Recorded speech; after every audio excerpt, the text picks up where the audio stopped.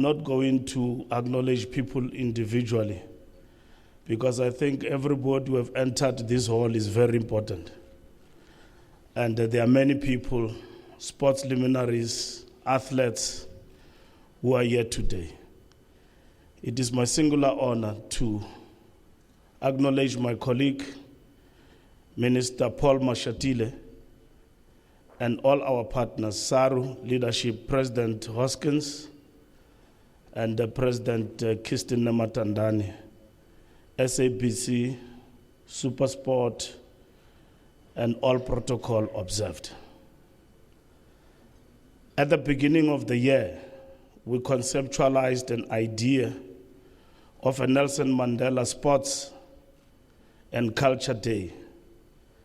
Less did we know that at this moment, when we announce that former President Nelson Mandela will actually be in a condition of illness. But our conviction as a people, our belief as South Africans is that come what may, Nelson Mandela will never die. The Rainbow Nation will rise. We've got no reason to cry. Yes, we can mourn, but we can't ask for more. Nobody else, I dare say, have ever been like Nelson Mandela.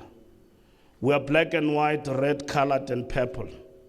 We call ourselves a Rainbow Nation because Nelson Mandela was that individual who came and rose to the occasion. Our people, in their own ways, without being asked, have rose to the occasion to acknowledge this particular moment. And we come together today, and I've seen General Holomisa also coming in. We've come together today to say, we've got every reason to rise to the occasion and remember who we are against forgetting. And that is what Madiba did to us, building a nation through sport.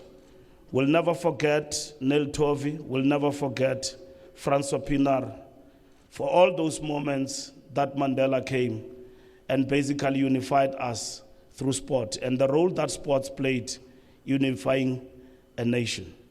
And all of us this morning, we are gathering and we are saying thank you to Tata. And this is not going to be a once-off event. And one of Nelson Mandela's former president last wishes was to build a children's hospital.